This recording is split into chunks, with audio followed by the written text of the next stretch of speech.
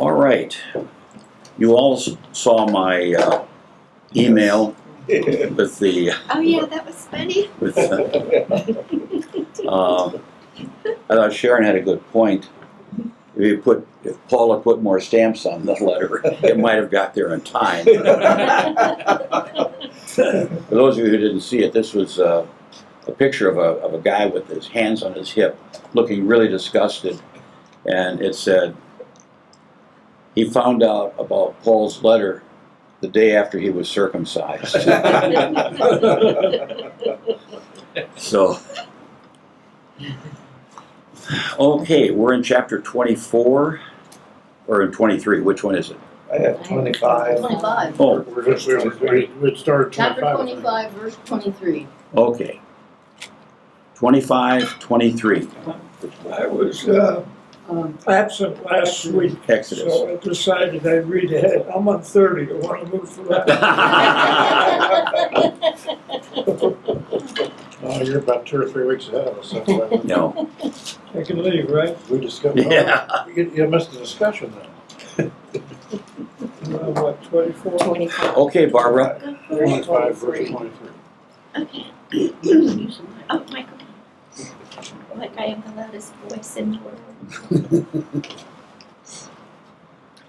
Make a table of acacia wood, 2 cubits long, a cubit wide, and a cubit and a half high. Overlay it with pure gold and make a gold molding around it. Also make around it a rim a handbreadth wide and put a gold molding on the rim. Make 4 gold rings for the table and fasten them to the 4 corners where the 4 legs are. The rings are to be close to the rim to hold the poles used in carrying the table. Make the poles of acacia wood, overlay them with gold, and carry the table with them. And make its plates and dishes of pure gold, as well as its pitchers and bowls for the pouring out of offerings. Pour the bread of the presence on this table to be before me at all times. Make a lampstand of pure gold, and hammer it out, base and shaft.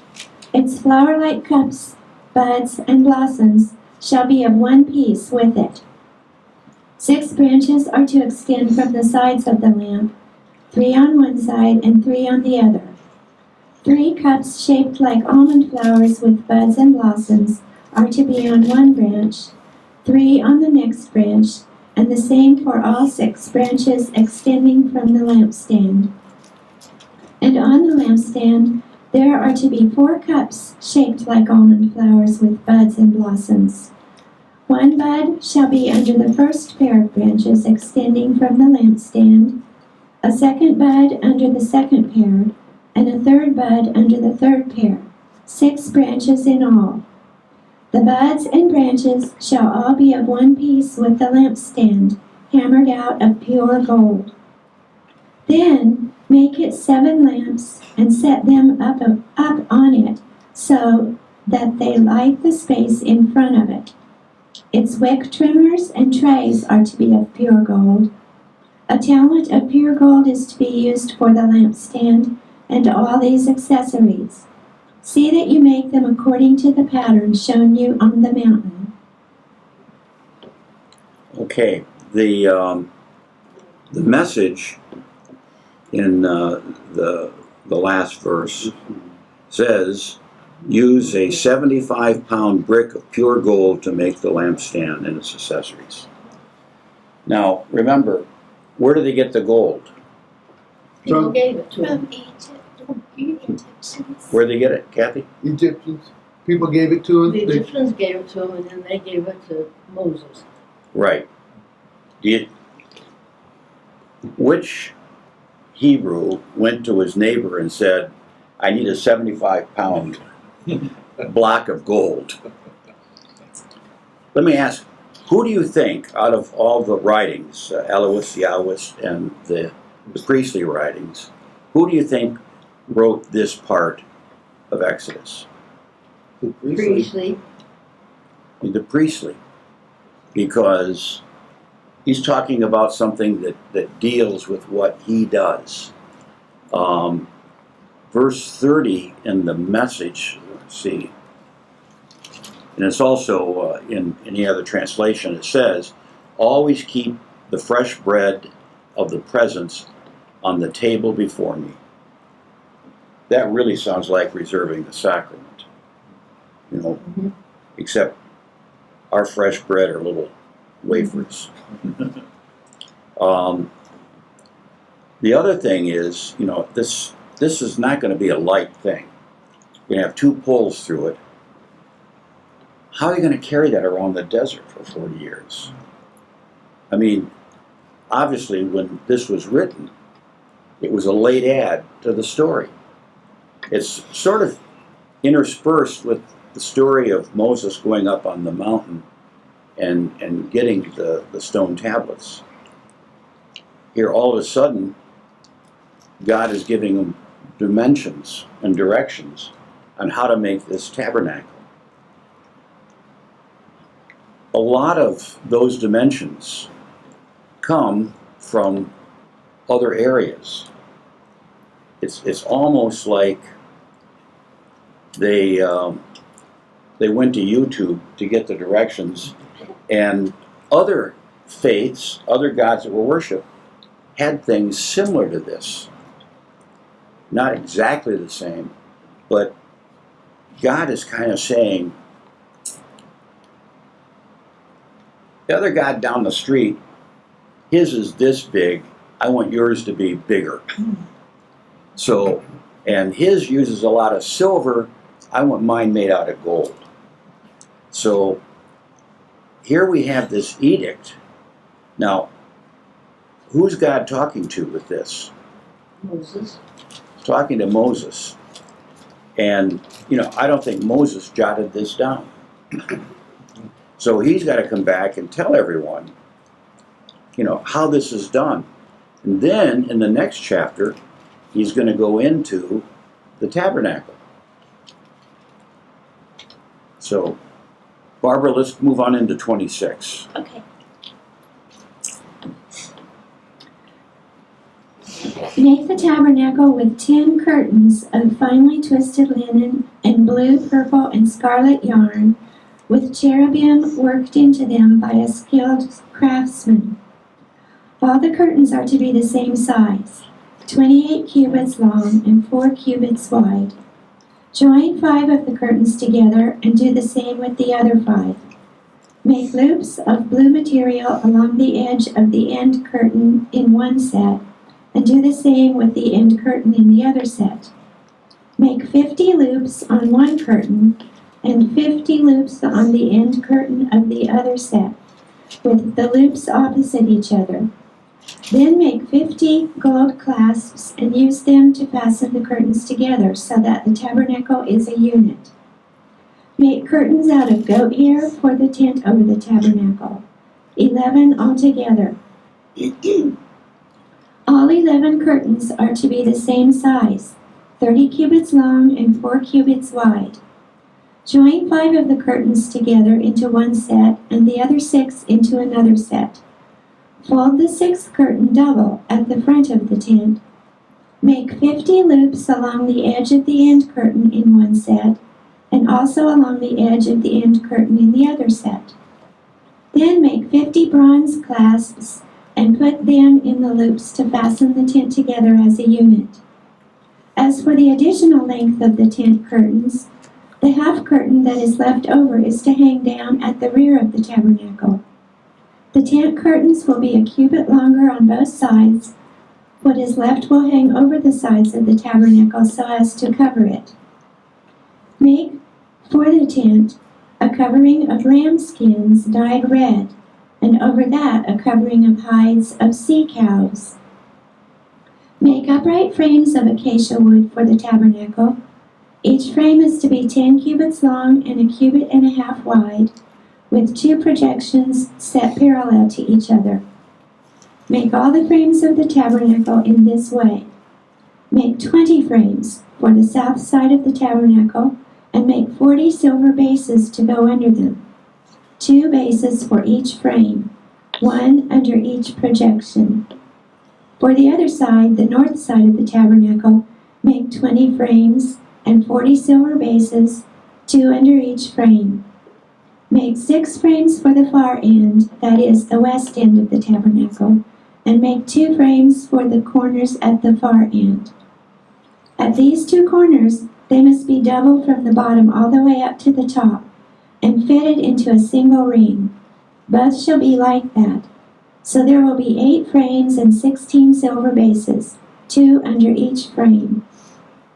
Also make crossbars of acacia wood, 5 for the frames on one side of the tabernacle, 5 for those on the other side, and 5 for the frames on the west at the far end of the tabernacle.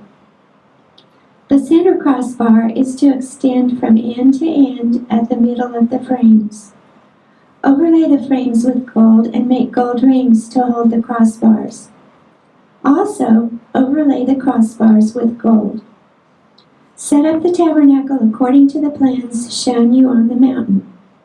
Make a curtain of blue, purple, and scarlet yarn and finely twisted linen with cherubim worked into it by skilled craftsmen. Hang it with gold hooks on 4 posts of acacia wood overlaid with gold and standing on 4 silver bases. Hang the curtain from the clasps and place the Ark of the Testimony behind the curtain.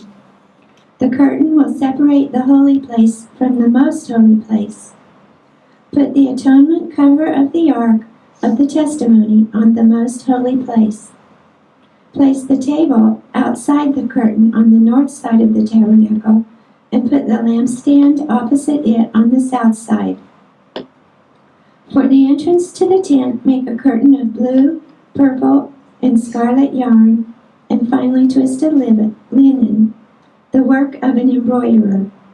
Make gold hooks for this curtain and 5 posts of acacia wood overlaid with gold, and cast 5 bronze bases for them. Okay, So they measured by cubits. yes, What's a cubit? don't know. 18 inches, wasn't it? 18 inches. If it's No, royal it's- cubit, it's 21 It's inches. from your elbow to your pointed finger. About 18 inches. So it's different on everybody. Yeah, because all the kings and princes, they had different lengths from their fingers to their elbow. I got a desk reference and I could bring it, let's look at it. Well, that's about 47 inches. So I got a question. Yes, These people were making bricks, just pretty rough material while they were slaves, and maybe some of them were doing some other craftsman type stuff too. So they brought all their tools with them across the Red Sea and everything, but they were skilled craftsmen, able to do all these things wandering around the yes, And the wood that's being used was also used in the ark. yes.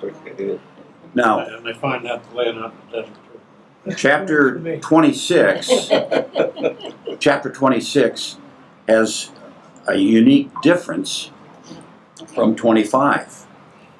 Who do you think might have written 26? Yahweh? Nope. Give you a hint.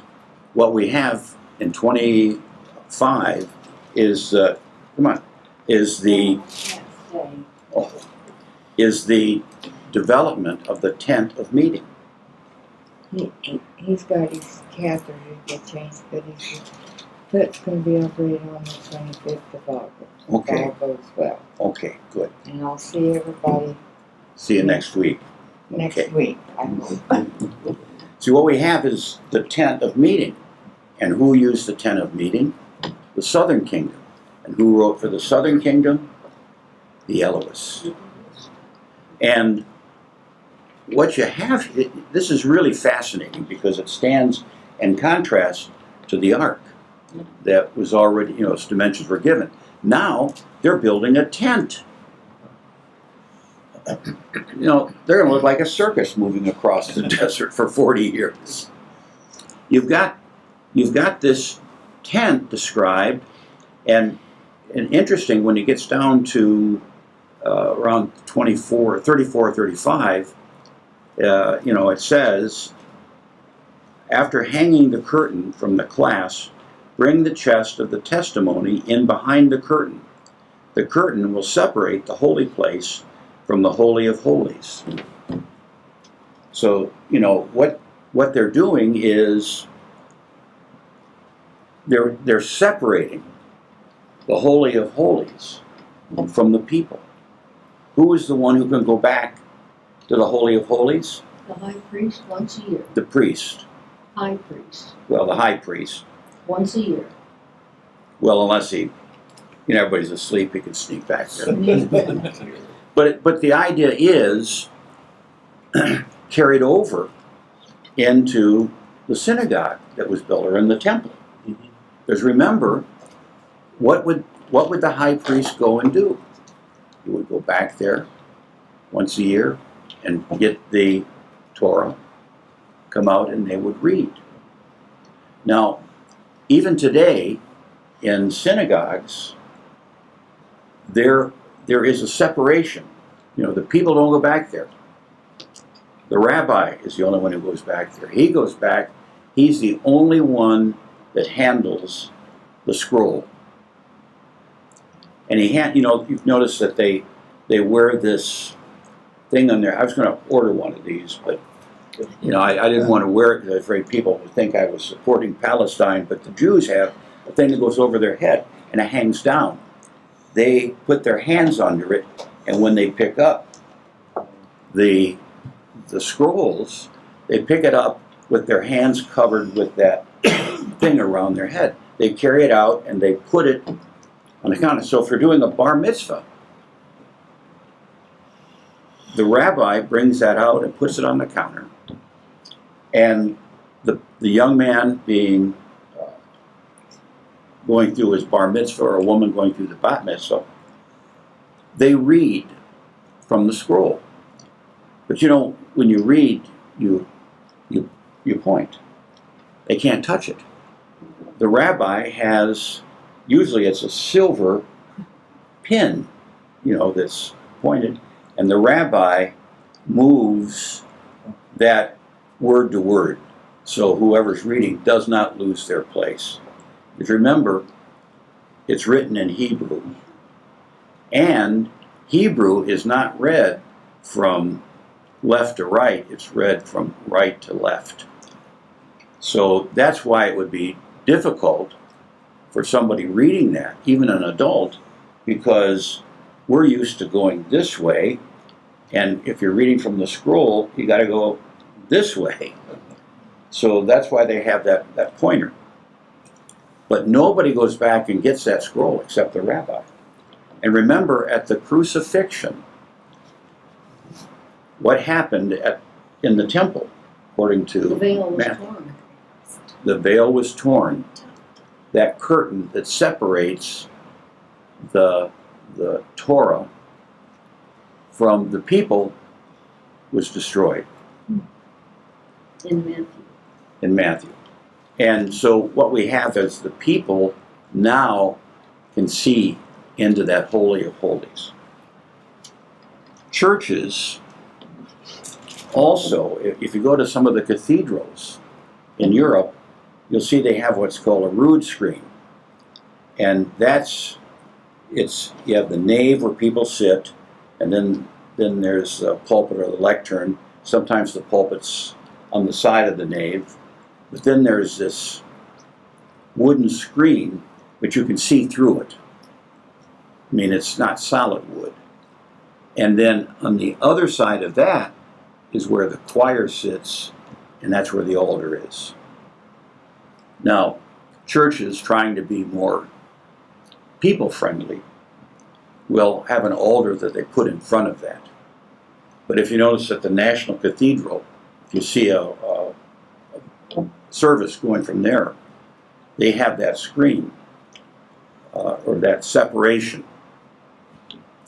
We don't have that here, or at the Lutheran Church, or at most other churches here in I town. think in Salina has one though. I'm not sure. No, if they there's don't. A rood screen, but there's the parallel seats for the choir. Yes, but there's no screen. There's nothing there that separates that. Because we got away from that. But the idea being, you just didn't want the common folk messing with the Holy of Holies. So, but anyway, here we have the Yellowist telling how the tent of meeting was made. And very detailed. I mean, I guess if you could find a 75-pound block of gold, doing all these embroideries on curtains would be no big deal. But in effect, what Scripture's telling us is God likes a fancy place. I mean, do it up, make it look good. Where did you say the gold came from? Well, they got it when the Egyptians were very friendly and gave them. well when the Hebrews left Egypt, they were told to go to their neighbors and ask for gold and silver. Okay, so they earned it along the way or had it prior to leaving? They had it prior to leaving. They got it just before they left. And that meant a lot of common folks had a lot of gold. Now, I remember when I was growing up, the neighbor would occasionally come over and borrow a cup of sugar. Yeah. But they wouldn't get much gold if they asked for gold. I've got a nitpicky question. Yes. So they were out in the desert for 40 years. Right? Mhm. Is there any sense of how far they'd gone in their journey when this was taking place? I mean, was it like 3 years in or 17 years in? This is still pretty early on Very early. in the trip. Is there a picture of the altar someplace in one of the books or something? Warren may have a picture of it. Okay, I have it Well, in that's my the- book too. because that had to be Pictures. really a masterpiece of Oh yeah. construction. And Harold, we all know now it's in that big warehouse in Washington, D.C. where the CIA put it at the end of Raiders of the Lost Ark. When I was growing up, one of the jokes going around was, I think it was sugar. Well, sugar's getting more expensive than gold. Well, I don't know if you remember that or not. yeah. Well, during the war, Yeah. I mean, it was easier to get gold than it was to get sugar, gasoline, if you didn't have your book of stamps.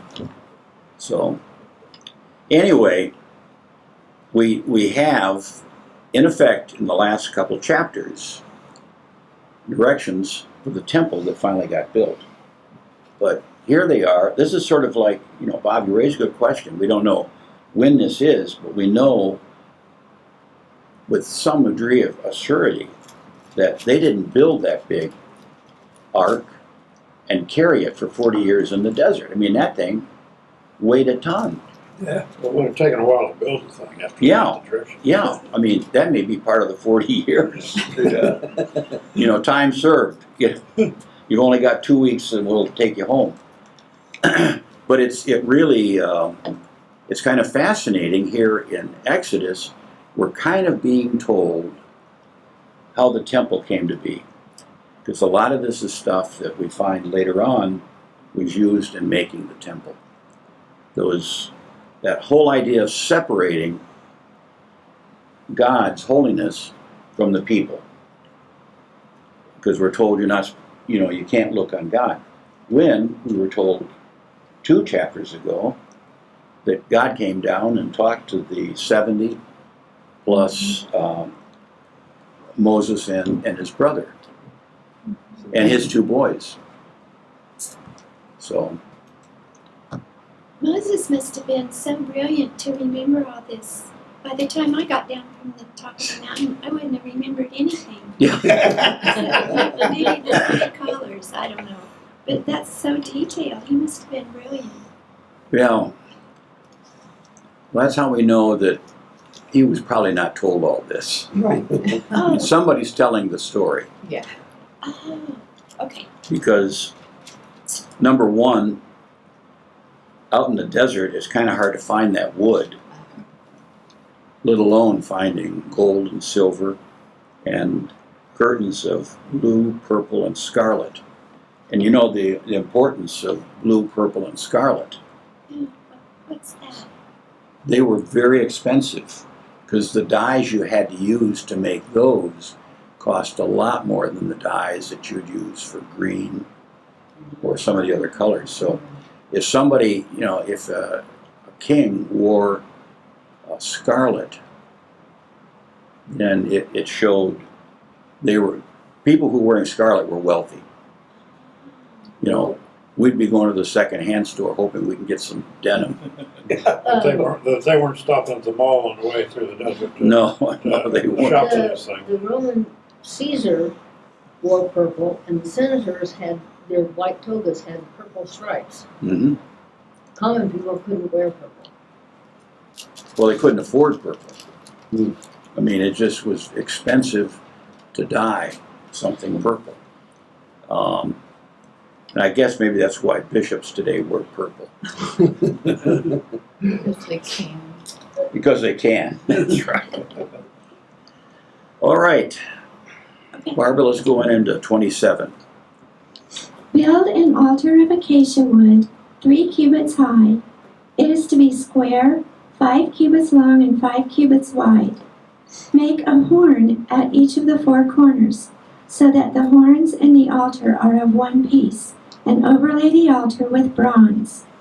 Make all its utensils of bronze, its pots to remove the ashes, and its shovels for sprinkling,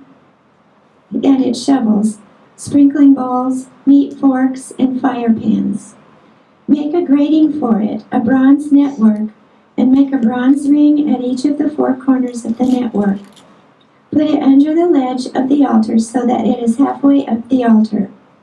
Make poles of acacia wood for the altar and overlay them with bronze.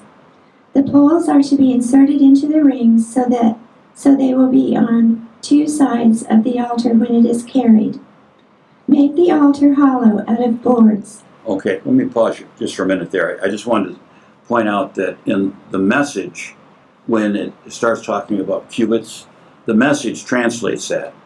And it says, make it 7.5 feet square and 4.5 feet high. So, they've translated the cubits. So that's a pretty big piece of wood.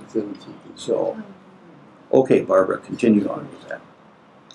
I forgot where I said. Oh, 9. Make the altar hollow out of boards. It is to be made just as you were shown on the mountain. Make a courtyard for the tabernacle. The No, let me stop. I'm sorry. oh, it's okay. I want to stop you again because read that last part again.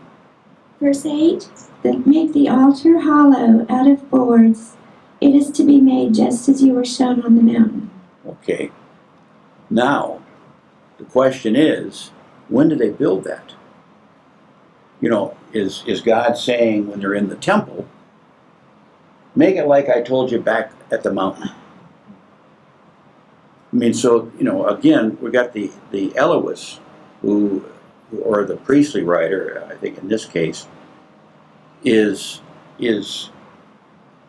directing or writing that what we have in the temple is what he asked for on the mountain. Trying to make that connection. So, I'm sorry, go ahead. Make a courtyard for the tabernacle. The south side shall be 100 cubits long, and it is to have curtains of finely twisted linen, with 20 posts and 20 bronze bases, and with silver hooks and bands on the posts. The north side shall also be 100 cubits long, and is to have curtains with 20 posts and 20 bronze bases, and with silver hooks and bands on the posts. The west end of the courtyard shall be 50 cubits wide, and have curtains with 10 posts and 10 bases. On the east end toward the sunrise, the courtyard shall also be 50 cubits wide. Curtains 15 cubits long are to be on one side of the entrance, with 3 posts and 3 bases, and curtains 15 cubits long are to be on the other side, with 3 posts and 3 bases. For the entrance to the courtyard, provide a curtain 20 cubits long of blue, purple, and scarlet yarn, and finely twisted linen, the work of an embroiderer, with 4 posts and 4 bases.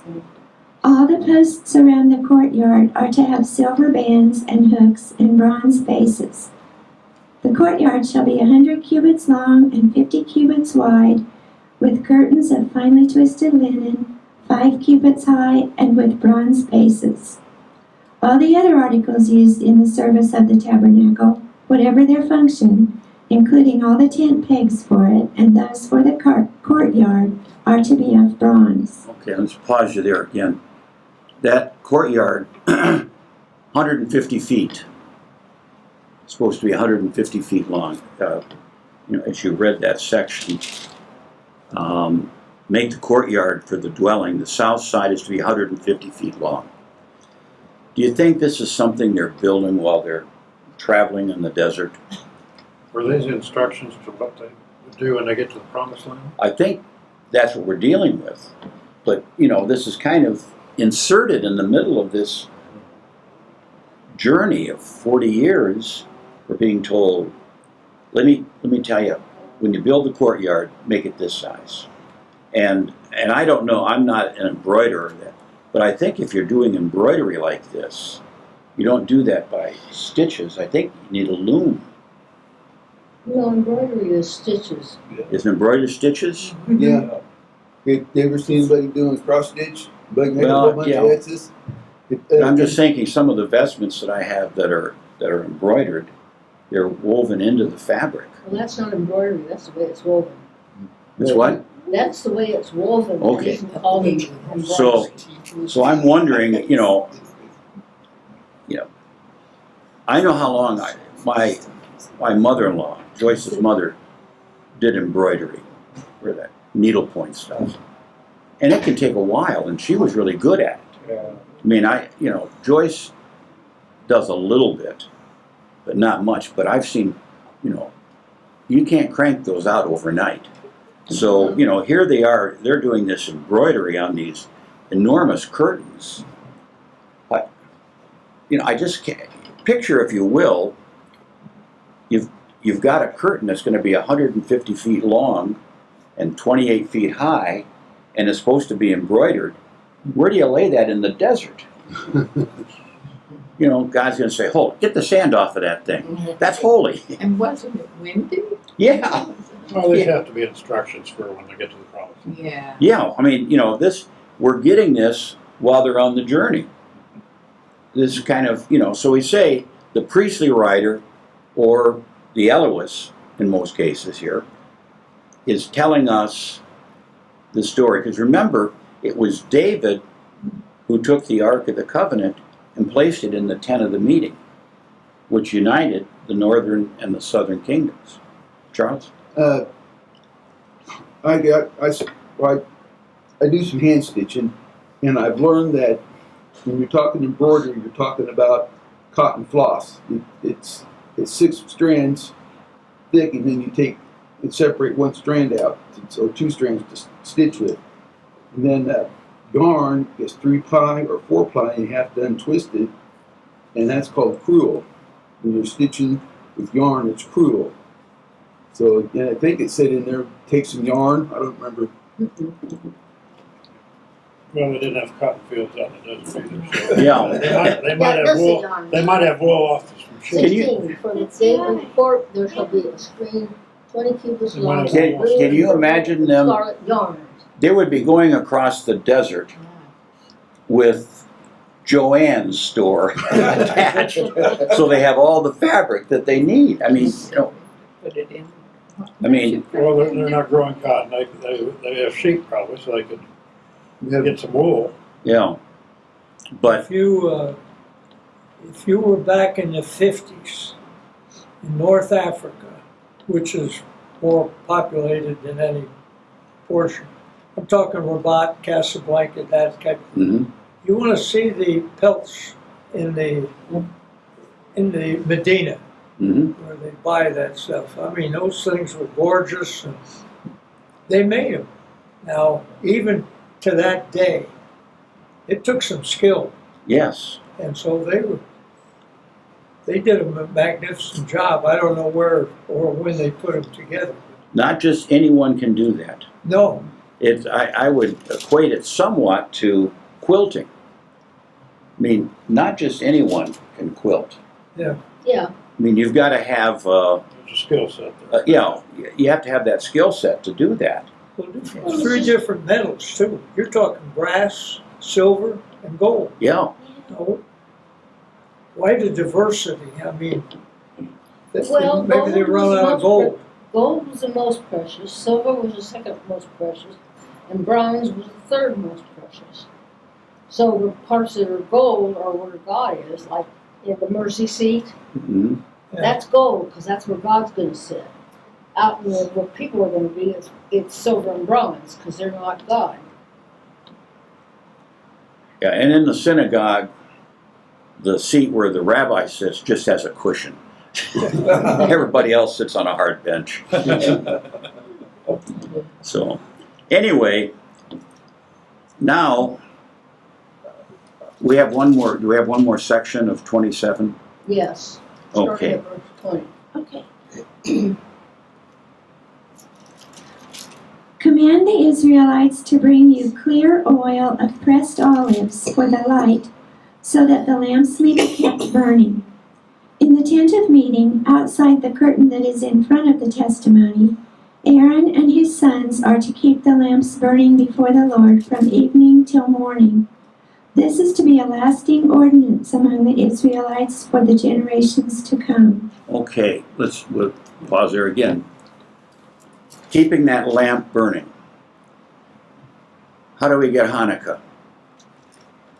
Well, because of the Antiochus Epiphanes desecrated the temple, and the Maccabeans fought him and got the temple back, and they had to cleanse the temple because he did, and But they didn't. They they found were- oil. They were running out of oil. It was oil for one day, One day, and it burned for 8 days. yes. So, this is kind of tied to Hanukkah. That oil, it said Aaron, who was the priest, and his sons had to keep that light burning from evening till morning before God. And, so we're being told at this point, keep the light burning. And again, we have a sanctuary light in the church, and you keep that burning as long as you have reserved sacrament. Isn't there one in the Lutheran Church and they call it the eternal flame? Yes. And that's because at Emmanuel, we don't reserve sacrament. I wonder at that time if some of the cactus was available in that location. I don't know for sure, but there would be a chance for some oil Yeah. extracted from that area. But God is very clear. Pure, Olive oil. clean olive oil. So, all right, now we get to my favorite section. The vestments for the clergy. Well, in today's environment, the only way that we have birth control pills is from the cactus.